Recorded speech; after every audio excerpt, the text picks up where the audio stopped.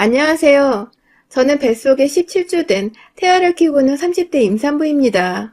아이가 자라나면서 점점 엄마가 되어간다는 설렘과 긴장으로 요즘 참 생각이 많은데요. 그런 제 머릿속에 쓸데없는 생각 하나를 더 쥐어주려는 시어머니 때문에 정말 스트레스가 이만저만이 아니네요. 저는 본디 태어날 때부터 살이 잘 찌는 체질로 태어났습니다. 소위 물만 마셔도 붓기가 쫙 올라오는 것이 어릴 적부터 통통하기도 통통했고, 부모님은 다 키가 작으신데도 전 또래들보다 한참이나 컸어요. 체격이 아주 남달랐던 여자아이였죠.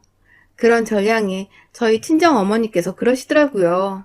저는 젖을 좀 먹이면 애가 다음날 몇 배로 불어있곤 했고, 얼마나 쑥쑥 잘 크던지 커서 농구선수나 여자 역도선수같이 힘쓰는 일을 시켜야 하나 싶었다고요. 보통 이런 소리를 들을 때면 옆에서 저희 언니는 엄마라면 딸내미를 좀 더 예쁘고 호리호리하게 키울 생각부터 해야 하는 게 아니냐고 하면서 역도 선수가 뭐냐며 제 통통한 몸뚱이를 보고 놀릴 자세를 취하곤 했었어요.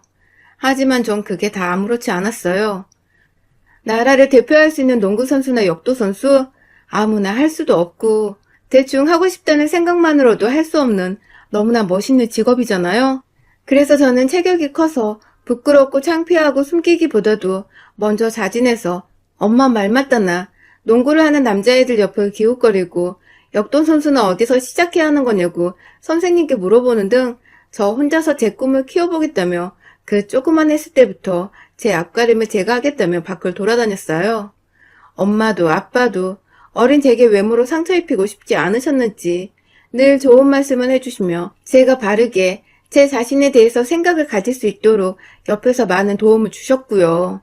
덕분에 저는 좋은 부모님 곁에서 그렇게 살다 보면 진짜 몇 년 후엔 제가 촉망받는 운동선수 유망주 정도는 되어 있을 줄 알았어요. 그 꿈을 초등학교 그리고 중학교 입학할 때까지도 키웠네요. 하지만 예상과는 다르게 인생이 흘렀어요.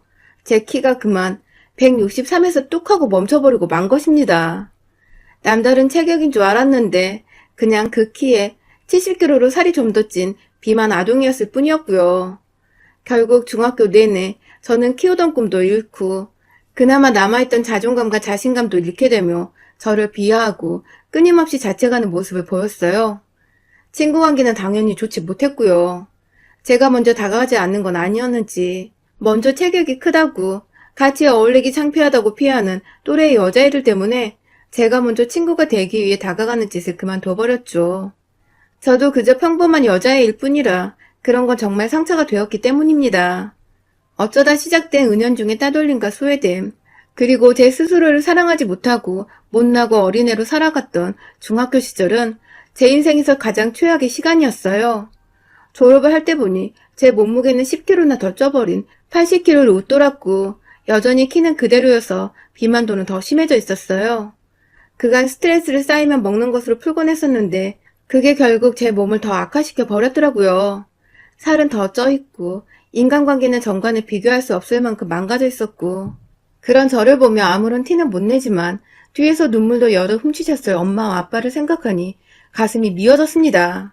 어릴 적 절 놀리기에 급급했던 언니도 가족은 가족인지 점점 어두워져가는 저를 불쌍하고 치근덕스레 보면서 걱정하는 모습이 더욱 역력해져 갔고요.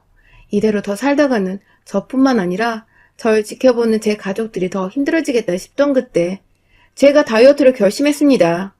정말 독하게 뺐어요. 남들은 대학 가면 빠진다고 공부에 열을 올리던 그때 저는 정말 죽지 않을 만큼 먹으면서 날마다 동네를 돌아다녔어요. 처음엔 살이 쪄서 무릎 관절이 안 좋아 5바퀴 정도 돌던 걸 살이 조금씩 빠지기 시작하자 10바퀴, 20바퀴 정도는 점점 거뜬해졌고요. 중간중간에 식욕을 참지 못하고 하루 정도 이성을 잃고 밥을 먹은 적도 있었지만 이내 학교 갈 생각만 하면 스트레스가 쌓이는 바람에 또 정신을 차리고 다이어트를 할 수 있었죠. 그렇게 중학교를 졸업하고 고등학교에 입학하는 딱 그 사이 그 짧은 기간 동안 저는 무려 30kg를 빼버렸습니다. 정말 초등학생 하나가 제 몸에서 빠져나간 꼴이었어요. 사람이 완전 딴 사람이 되어버리니 저는 말할 것도 없고 가족들도 정말 많이 좋아했습니다. 제가 신이 나서 먼저 옷을 사달라고 하고 꾸밀 수 있는 액세서리며 이것저것 또래 여자애들 같은 것들에 관심을 보이니 부모님도 안심이 된 듯 보였어요. 그러면 좀 더 친구들을 쉽게 사귀며 어울릴 수 있을 거라 생각을 하셨을 테니까요. 다행히 부모님이 원하셨던 대로 고등학교에 진학을 하면서는 친구를 사귀는 것이 많이 수월했어요. 살 빠졌다며 몰라보겠다며 신기해서 다가와준 애들도 있었지만 워낙 집에서 떨어진 고등학교로 진학하는 바람에 중학교 동창들이 잘 없어서 새롭게 학교 생활을 시작하기에는 정말 딱이었죠. 비교적 학교 생활도 잘했고 친구 관계도 힘들어할 일이 없으니 학업에도 더 집중할 수 있었습니다. 운이 좋게 공부를 잘한다는 친구들과 친해지게 되면서 덩달아 가장 뒤처져 있던 저는 친구들의 도움도 받아 겨우겨우 원하는 성적을 맞춰갈 정도로 공부하는 것에 적응을 할 수도 있었고요. 그 와중에도 다이어트에 대한 강박은 늘 가지고 있었어요. 제가 매일같이 울면서 힘들게 살을 뺐던 거라서 다시 살찔까봐 생기는 걱정에 대한 강박증도 컸었지만 정말 지독하게도 식단 관리를 3년 더 이어가며 고등학교를 졸업하던 때에는 오히려 40대 중반의 몸무게를 더 빼서는 완전히 말라빠진 몸매를 가지게 되었고요. 그렇게 대학을 가서도 직장을 다니게 되어서도 저는 한결같이 40kg대의 몸무게를 유지했습니다. 술을 못 마시기도 하는 체질이라 다행히 술을 마시거나 안주를 먹으며 살찌울 일이 성인이 되어서도 일어나지 않았고요. 알바를 하면 그 돈을 모아다가 그 시절 지금보다 곱절로 비쌌던 1:1 요가를 20대 초부터 시작했고 헬스를 하면서 정말 열심히 운동도 하고 다녔죠. 주변에 제 과거를 모르는 또래 동성 친구들은 늘 관리를 잘하는 친구라며 절 동경했고 이성 친구들 중에서는 대시를 해오는 애들도 꽤 많았었어요. 매번 살을 뺀다고 어릴 적부터 관리를 해오던 터라 몸매도 좋고 또 살처지는 거 방지하겠다고 피부 관리도 열심히 했더니 성인이 되어서는 피부도 번지를 했었거든요. 뭔가 제 인생이 살을 쪘었기 때문에 우울했던 것이었고 살을 뺐기 때문에 이제라도 내가 갖출 수 있었던 행복을 되찾은 것만 같은 기분이었습니다. 외모 때문에 인생에 희극이 갈린 것 같아서 화도 나고 울컥도 했었는데 결국 그런 저마저도 외모가 살아가면서 참 중요한 것이란 걸 차츰 알아가기 시작하고 있어서 제 울컥한 마음을 누구에게도 탓할 수도 없었죠. 그렇게 매일같이 같은 일상을 반복하며 살다가 20대 후반에 지금의 남편을 처음 만났어요. 남편은 제가 다니는 헬스장에서 함께 운동을 하던 회원이었는데 매일같이 저만큼이나 운동에 빠져 살던 사람이었죠. 금요일 퇴근 후건 휴일이건 헬스장 사람들이 놀러 갔는지 텅텅 비어있을 때마다 유일하게 헬스장에서 땀을 빼고 있던 몇 안 되는 회원이었던 저희는 그렇게 자연스레 서로의 존재를 톡톡히 알았고 서로 운동만 하다가 트레이너 선생님과 셋이서 자연스레 부딪히고 말도 몇 마디 서로 건네보다 결국 남편이 먼저 운동 후 가벼운 커피 한 잔을 권하며 첫 데이트를 하게 되었습니다. 너무너무 제 맘에 쏙 드는 사람이었어요.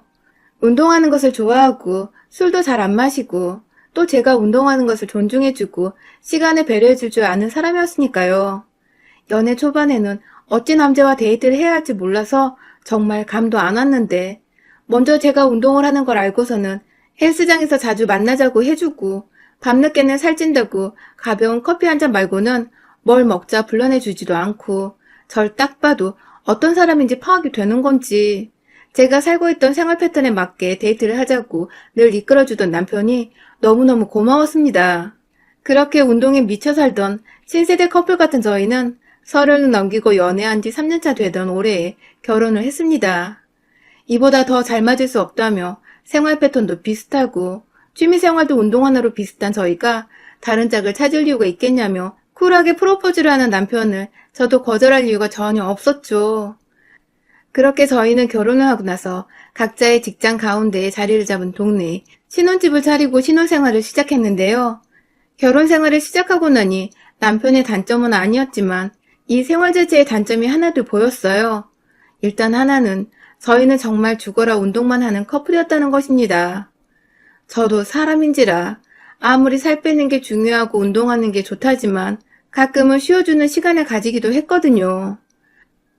하루에 1시간 정도 유산소와 무산소를 섞으며 일하는 것만으로 충분하다 생각하며 살아오다가 남편을 만나서는 이 사람이 운동에 미쳐 사니까 덩달아 따라서 조금씩 무리를 해보며 헬스장에 더 오래 머물렀던 것인데 결혼을 해보니 남편은 좀 여유를 가지고 신혼생활을 더 즐기기는커녕 더 열심히 퇴근 후 곧장 헬스장으로, 주말에도 눈 뜨면 헬스장으로 향하더라고요.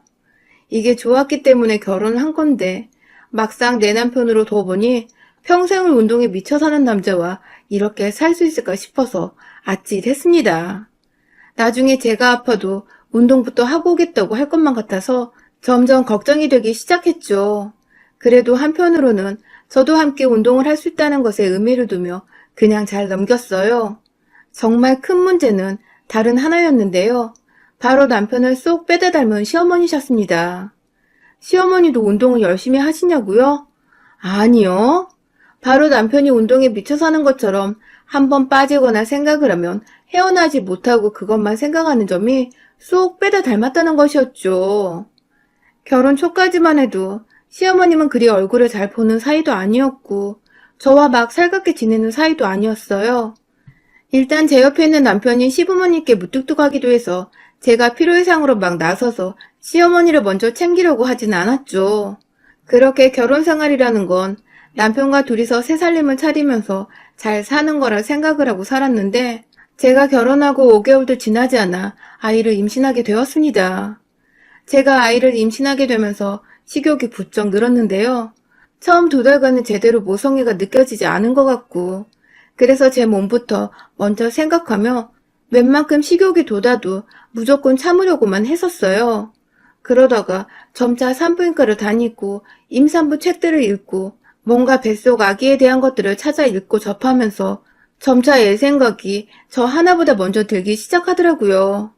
그렇게 하나 둘 입에 대고 먹기 시작한 음식들은 점점 첩첩산중으로 쌓여갔고 임신한 것을 좋아라 했던 남편도 먼저 먹을 걸 사다 주기 시작하면서 저는 2달도 안 되어 몸이 크게 불어나기 시작했습니다.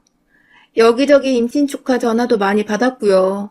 조언도 많이 해주시니 임신 주수가 지나갈수록 제 자신도 몸을 더 조심히 다루기 시작했어요.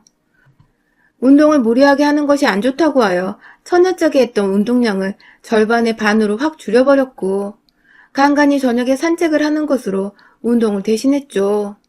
처음에 무조건 단점이라고 생각을 했던 남편의 미친 운동사랑도 제가 임신을 하게 되니 천만다행으로 바뀌기 시작했어요.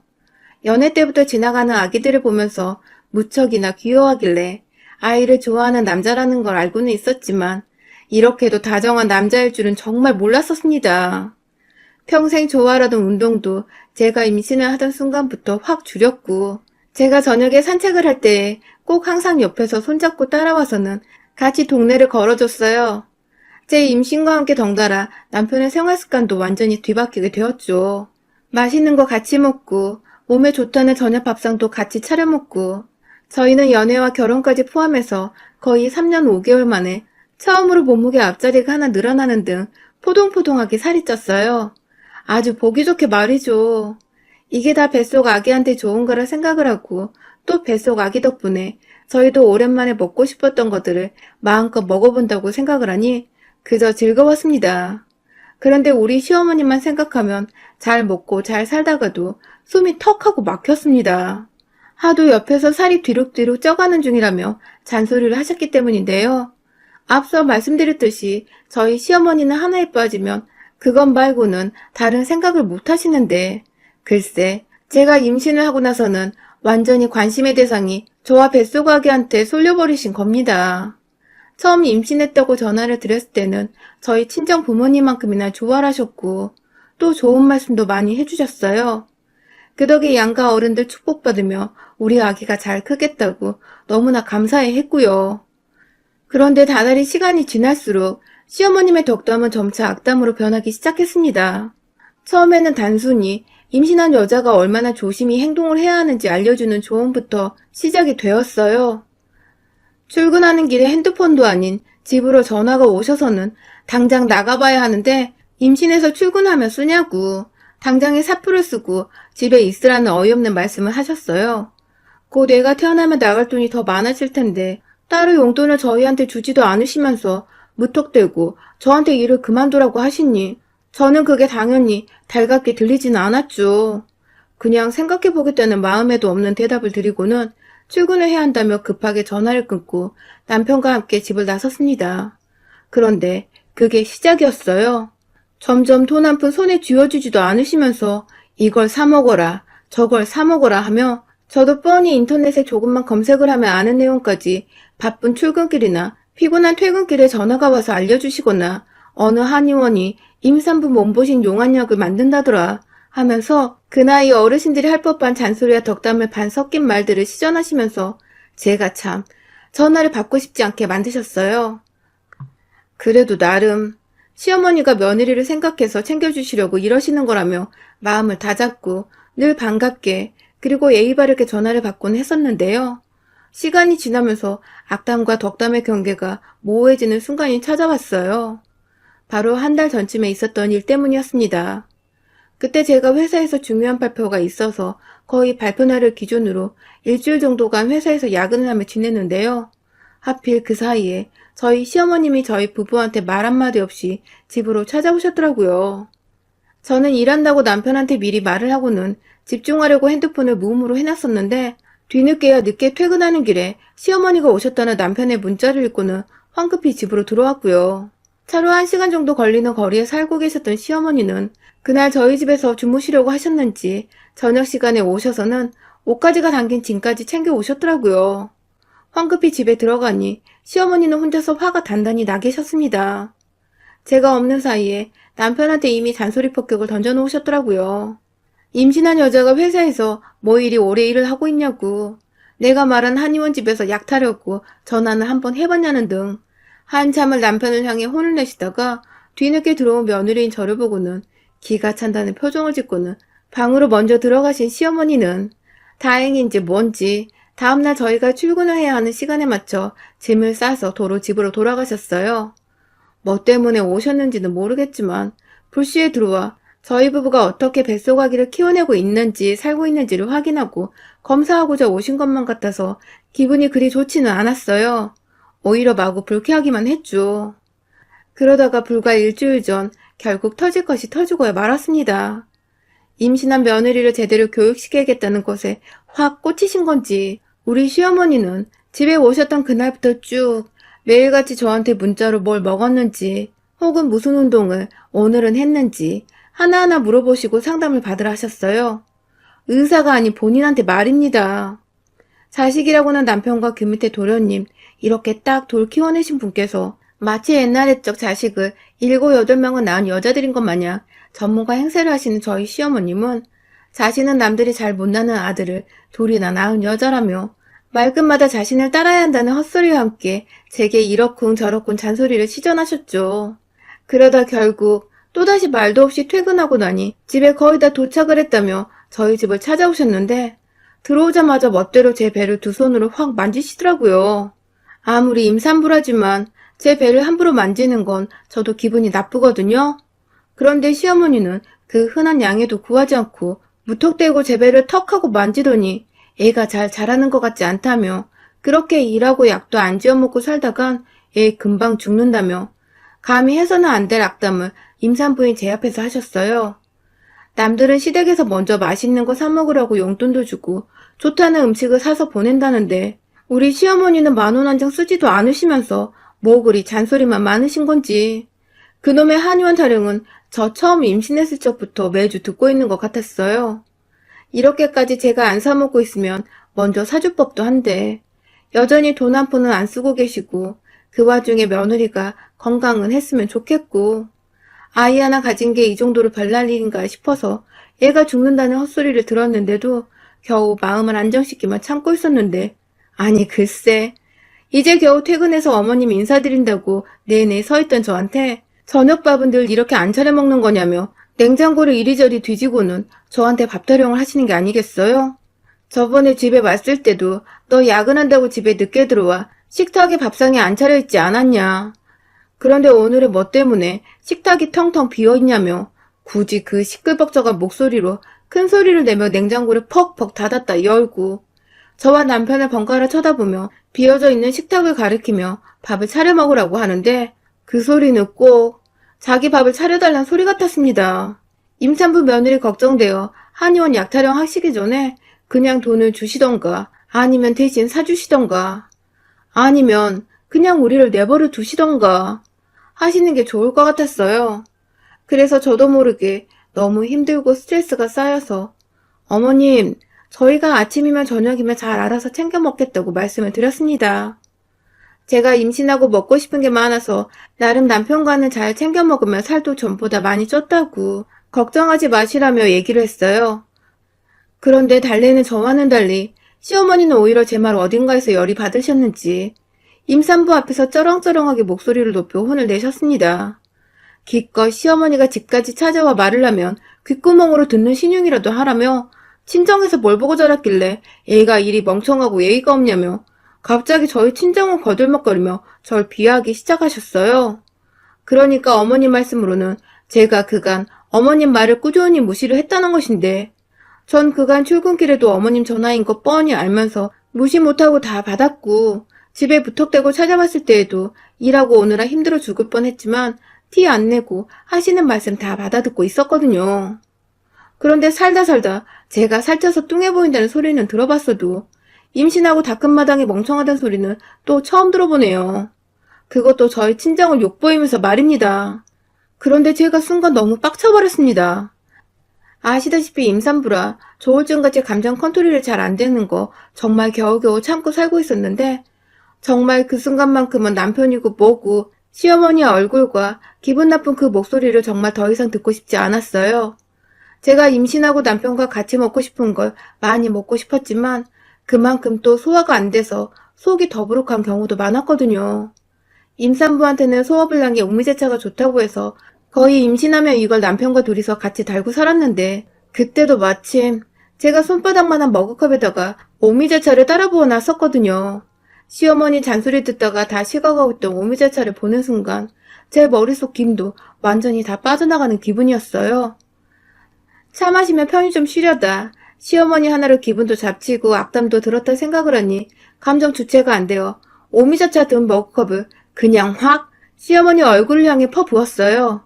어릴 적 나름 운동선수를 꿈꾸며 살았던 제겐 비록 살만 빠졌을 뿐 기본적인 힘이 남아있었거든요.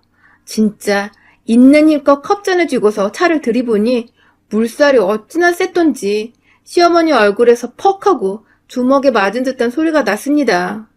시어머니는 졸지에 며느리한테서 물세례를 받고는 어안이 벙벙해 미친년이라 소리를 꽥꽥 지르셨고 저는 그런 어머니가 더 이상 보고 싶지 않아서 한 대 더 맞고 싶으시면 여기 딱 기다리라며 이번에 목마를 때 마시려고 물병에 담아놓은 오미자차 1리터 용량을 냉장고에서 꺼내들었어요.